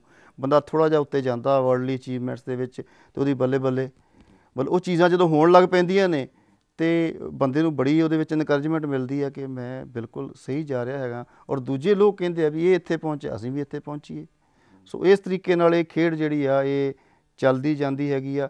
ਸੋ ਜਿਹੜੀ ਇਹ ਮਨ ਦੀਆਂ ਇਹ ਕੁਛ ਨੈਗੇਟਿਵ ਕੁਆਲਿਟੀਜ਼ ਨੇ ਇਹੋ ਜਿਹੀਆਂ, ਜਿਸ ਤਰ੍ਹਾਂ ਆਪਾਂ ਪਰਸਨਲ ਡਿਸਕੰਫਰਟ ਕਿਹਾ, ਜਿਸ ਤਰ੍ਹਾਂ ਆਪਾਂ ਗਰੀਡ ਕਿਹਾ, ਜਿਸ ਤਰ੍ਹਾਂ ਆਪਾਂ ਐਂਗਰ ਕਿਹਾ, ਕੰਪੈਰੀਜ਼ਨ ਕਿਹਾ, ਜਾਂ ਮਿਸਇੰਟਰਪ੍ਰੀਟੇਸ਼ਨ ਜਿਹੜੀ ਦੁਨੀਆ ਦੀ ਮਨ ਕਰਦਾ ਹੈਗਾ ਆ। ਇਸੇ ਤਰ੍ਹਾਂ ਹੀ ਮਤਲਬ ਇੱਕ ਗੱਲ ਹੈਗੀ ਆ ਕਿ ਮਾਈਂਡ ਜਿਹੜਾ ਹੈਗਾ ਆ ਨਾ, ਇਹ ਬੇਸਿਕਲੀ ਅਟੈਂਸ਼ਨ ਸੀਕਿੰਗ ਆ। ਇਹ ਅਟੈਂਸ਼ਨ ਚਾਹੁੰਦਾ ਹੈਗਾ ਆ। ਹੁਣ ਇੱਕ ਬੱਚੇ ਦੇ ਵਿੱਚ ਅਟੈਂਸ਼ਨ ਸੀਕਿੰਗ ਬਿਹੇਵੀਅਰ ਜਿਹੜਾ ਹੈਗਾ ਆ ਉਹ ਨੋਰਮਲ ਹੈਗਾ ਆ। ਬੱਚੇ ਦੇ ਵਿੱਚ ਇਹ ਚੀਜ਼ ਹੁੰਦੀ ਹੈ ਕਿ ਉਹਦੀ ਮਾਂ ਦਾ ਜਾਂ ਉਹਦੇ ਕੇਅਰ ਗਿਵਰ ਦਾ ਜਿਹੜਾ ਹੈਗਾ ਆ ਸਾਰਾ ਧਿਆਨ ਉਸ ਨੂੰ ਮਿਲੇ। ਪਰ ਜਦੋਂ ਵੱਡਾ ਹੋ ਕੇ ਦੁਨੀਆ ਦੇ ਵਿੱਚ ਜਾਂਦਾ ਹੈਗਾ ਆ ਅਤੇ ਬਾਡੀ ਤਾਂ ਗਰੋ ਕਰਕੇ ਅਡਲਟ ਹੋ ਗਈ, ਮਾਈਂਡ ਕਈ ਵਾਰ ਉਸ ਦੇ ਨਾਲ ਗਰੋ ਨਹੀਂ ਕਰਦਾ ਅਤੇ ਉਹ ਅਟੈਂਸ਼ਨ ਸੀਕਿੰਗ ਬਿਹੇਵੀਅਰ ਜਿਹੜਾ ਚਾਈਲਡ ਦਾ ਹੈਗਾ ਆ ਨਾ, ਉਹ ਅਡਲਟਸ ਦੇ ਵਿੱਚ ਵੀ ਪਰਸਿਸਟ ਕਰ ਜਾਂਦਾ ਹੈਗਾ ਆ। ਸੋ ਜਦੋਂ ਉਹ ਅਟੈਂਸ਼ਨ ਨਹੀਂ ਮਿਲਦੀ ਦੁਨੀਆ ਦੇ ਵਿੱਚ, ਤਾਂ ਫਿਰ ਉਹ ਅਲੱਗ-ਅਲੱਗ ਤਰੀਕਿਆਂ ਦੇ ਨਾਲ ਉਹ ਅਟੈਂਸ਼ਨ ਸੀਕ ਕਰਨ ਦੀ ਕੋਸ਼ਿਸ਼ ਕਰਦਾ ਹੈਗਾ ਆ। ਮੈਂ ਇੱਕ ਵਾਰ ਇੱਥੋਂ ਤੱਕ ਪੜ੍ਹਿਆ ਸੀਗਾ ਕਿ ਅਮਰੀਕਾ ਦੇ ਵਿੱਚ ਕਿਸੇ ਨੌਜਵਾਨ ਨੇ ਰਾਈਫਲ ਦੇ ਨਾਲ ਮਰਡਰ ਕਰ ਦਿੱਤਾ ਕਿ ਮੇਰਾ ਨਾਂ ਸਾਰੀਆਂ ਅਖਬਾਰਾਂ ਦੇ ਵਿੱਚ ਆ ਜਾਊਗਾ, ਸਵੇਰ ਨੂੰ ਸਾਰੇ ਟੀਵੀਜ਼ 'ਤੇ ਆ ਜਾਊਗਾ, ਸਭ ਨੂੰ ਪਤਾ ਲੱਗ ਜਾਊਗਾ ਕਿ ਮੈਂ ਮਰਡਰ ਕੀਤਾ ਹੈਗਾ, ਮੈਂ ਹਾਂ। ਆਪਣੀ ਹੋਂਦ, ਆਪਣੀ ਐਗਜ਼ਿਸਟੈਂਸ ਦਿਖਾਉਣ ਲਈ ਇਨਸਾਨ ਕਿੱਥੋਂ ਤੱਕ ਚਲਾ ਜਾਂਦਾ ਹੈਗਾ ਆ ਅਟੈਂਸ਼ਨ ਸੀਕਿੰਗ ਬਿਹੇਵੀਅਰ ਦੇ ਲਈ। ਅਟੈਂਸ਼ਨ ਸੀਕਿੰਗ ਬਿਹੇਵੀਅਰ ਜਿਹੜਾ ਹੈਗਾ ਆ, ਜੇ ਇੱਕ ਬੰਦੇ ਨੂੰ ਘਰ ਵਿੱਚ ਅਟੈਂਸ਼ਨ ਨਹੀਂ ਮਿਲਦੀ ਤਾਂ ਉਹ ਫਿਰ ਕੀ ਕਰਦਾ ਆ ਕਿ ਉਹਦੀ ਜਿਹੜੀ ਬਾਡੀ ਜਿਹੜੀ ਹੈਗੀ ਆ ਉਹ ਮਾਈਂਡ ਤੋਂ ਮੈਸੇਜ ਲੈ ਲੈਂਦੀ ਹੈਗੀ। ਮਾਈਂਡ ਤਾਂ ਚੁੱਪ ਕੀਤਾ, ਕੁਛ ਨਹੀਂ ਕਹਿ ਰਿਹਾ, ਲੇਕਿਨ ਬਾਡੀ ਮੈਸੇਜ ਲੈ ਲੈਂਦੀ ਹੈਗੀ ਆ ਮਾਈਂਡ ਤੋਂ ਕਿ ਮੈਨੂੰ ਅਟੈਂਸ਼ਨ ਚਾਹੀਦੀ ਹੈਗੀ ਆ। ਸੋ ਬਾਡੀ ਉਹ ਸਭ ਕੁਛ ਕਰਦੀ ਆ ਜਿਹਦੇ ਨਾਲ ਮਾਈਂਡ ਨੂੰ ਅਟੈਂਸ਼ਨ ਮਿਲ ਜਾਵੇ। ਔਰ ਉਸ ਕਰਨ ਦੇ ਵਿੱਚ ਕਈ ਤਰੀਕੇ ਦੀਆਂ ਬਿਮਾਰੀਆਂ ਨੇ, ਜਿਸ ਤਰ੍ਹਾਂ ਹਿਸਟੈਰੀਕਲ ਇਲਨੈਸਿਸ ਜਿਹੜੀਆਂ ਅਸੀਂ ਕਹਿੰਦੇ ਹੈਗੇ, ਇਹ ਕਾਫੀ ਲਾਰਜ ਪਰਸੈਂਟੇਜ 8-10% ਮਤਲਬ ਲੋਕਾਂ ਦੇ ਵਿੱਚ ਇਹ ਚੀਜ਼ ਮਿਲਦੀ ਆ, ਜਿਹਨੂੰ ਅਸੀਂ ਹਿਸਟੈਰੀਕਲ ਇਲਨੈਸ ਕਹਿੰਦੇ ਹਾਂ ਕਿ ਅਟੈਂਸ਼ਨ ਸੀਕਿੰਗ ਬਿਹੇਵੀਅਰ ਹੈਗਾ ਬੇਸਿਕਲੀ। ਉਹਦੇ ਵਿੱਚ ਬੰਦਾ ਬਿਲਕੁਲ ਉਸ ਤਰ੍ਹਾਂ ਹੀ ਕਰਦਾ ਜਿਸ ਤਰ੍ਹਾਂ ਬਿਮਾਰੀ ਦੇ ਵਿੱਚ ਹੁੰਦਾ।